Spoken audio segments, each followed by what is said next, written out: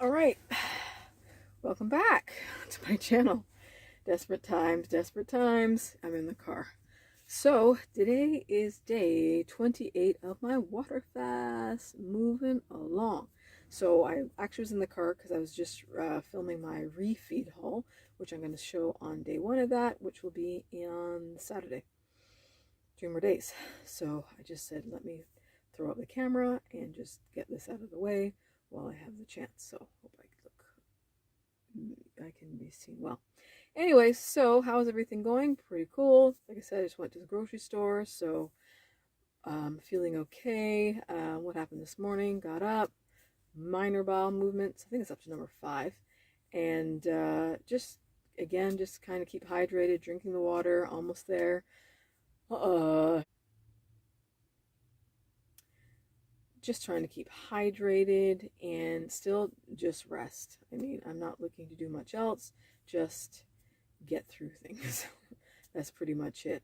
Oh, my light might be fading out. Sorry about that. So what I did actually for a little while, all since this fast has been going on, I've been actually just kind of going through different forums and just reading people's experiences and just information on um, extended water fasts, and just to get, just to hear people's opinions. And I thought I'd just read some of the thoughts. These are just random, not anything, just kind of things that kind of resonated. And I just thought I would comment on, what I thought of what people are saying when they summarize or review or do their thoughts on the extended fast. Okay, so one person had said they thought that the water fasting diet, interesting word, was like a reset button on life. Oh my goodness, I'm losing light there. There we go. Sorry. And I do agree with that. And I think it should be treated as a reset. I've commented on that before.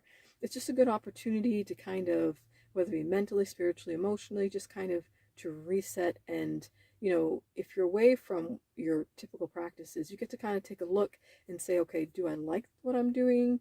Do I want to make an alteration to that? And it's a good opportunity to do it, because once you've kind of created a habit for yourself, um, sometimes it's hard to wake up the next day and be, oh, I'm breaking it. But when you've done this extended fast, 30 days for instance, it gives you an opportunity to break away from that, and then you choose how you want to go forward. So definitely, more than just looking at the fasts as a weight loss, think about how you can make a transition or reset something in your life. And you don't have to do many things, it could just be one thing. Remember, this can be a marathon. You don't have to just do one fast. You can, set yourself up that you're doing it once every quarter or once, you know, whatever it may be. So everything doesn't have to be completed in that one fast. Another comment I saw: if you ever feel dizzy during your fast, try to sit down as quickly as possible. Definitely, obviously, sometimes that will happen, unsteady, maybe short of breath. Think about what you've just been doing. Listen to the signal, first of all. What were you doing? Did you just run up the stairs? Did you jump up quickly? Or were you literally just standing and suddenly went dizzy? Because you want to read and understand what was going on. For myself, I didn't get dizzy, but like I think I said, I keep forgetting the word that I said. Not brain fog, not dizzy, but I can't remember the word. I keep forgetting. But I just knew that, like I said, if I did a lot of activity, immediately just lie down. I never had an issue getting up fast and feeling dizzy or anything like that. But again, the purpose of the water fast is to slow down and just let the energy go to healing your body. So it's important definitely to listen and understand why maybe you're feeling dizzy and what's going on. Maybe you just need to grab some more water, but pay attention to that. And I wouldn't necessarily act like it didn't happen and push through. I agree with that. I would just sit down, take it easy, drink some water, and just give yourself a break, because uh,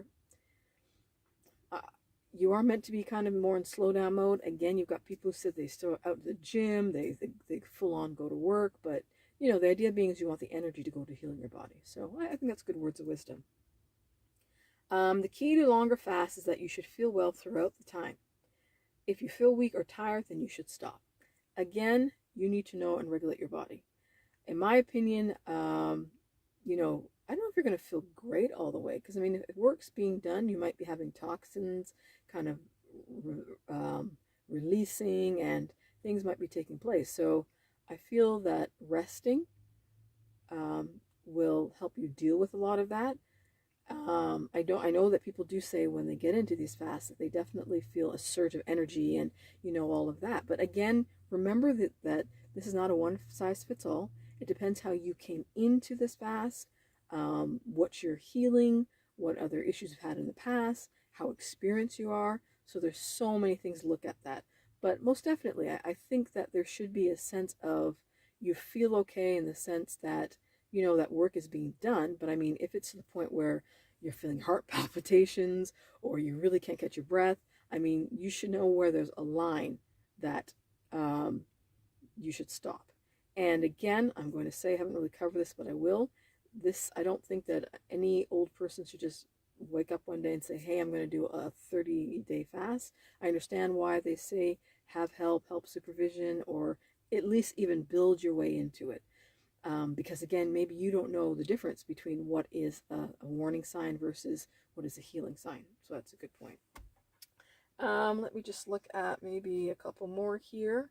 I'm on my computer, so I'm looking at this one I thought was very interesting. The diet required to sustain the tremendous effects of a fast is rigorously different, and for many, probably unrealistic. Lighting. Sorry.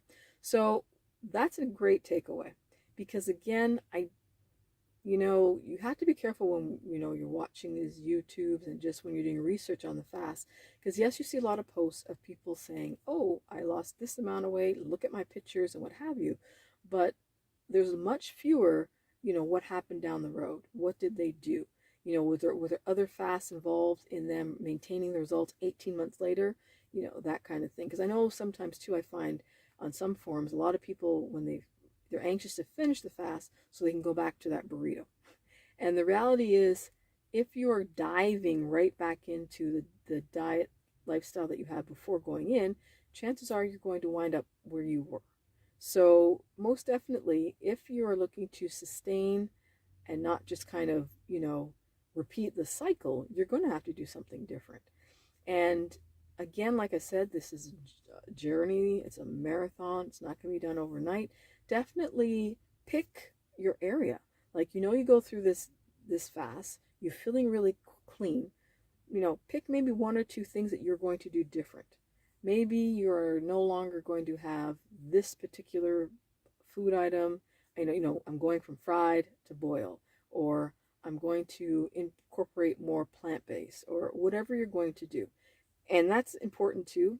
Not only what are you going to eliminate, what are you going to replace it with? I find a lot of people have a tendency to say, oh, I'm not going to have this, but what are you going to eat? If you're taking away all your staples, what are you going to eat? But again, back to that particular statement, it is challenging, but it's challenging because I think we try to bite off too much. So just like I said, it doesn't have to be your first and only fast.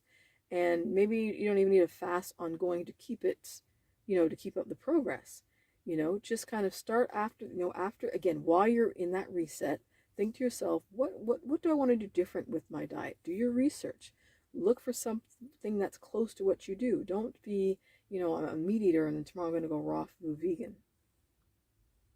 That's not realistic. You're going to, it's going to feel like you're punishing yourself.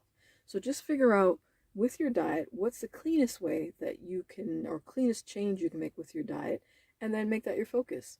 When you get comfortable with that, then okay, what can I do next? And eventually, you will filter to where you want to be. So it's not so much it's difficult, but you have to do it in stages. Again, some people are able just to next day say, I'm making that switch and make it happen. But for most cases, it's not that easy. And there's so many factors you have to come into play. You have your family. Are you looking to be drastically from the family you're eating with socially? How are you going to deal with that? So these are things to deal with, and you don't have to deal with it all at once, just bit by bit. So yeah, it is a challenge to maintain the results from what you get from the fast, but it's not impossible. You just have to do it at a pace that you're comfortable with. Okay. All right, let me just do one more and then stop with that. Let's see. Let's see, let's see, let's see. Let's see.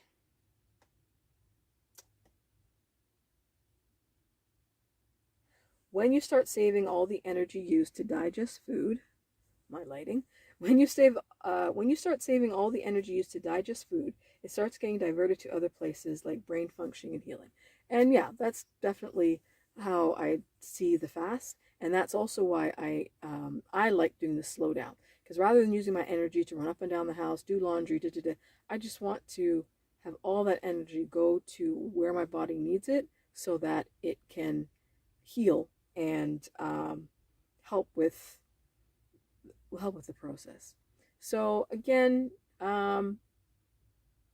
yeah, it's a good experience, the water fasting, but most definitely, I encourage anybody looking to go into it to do your research.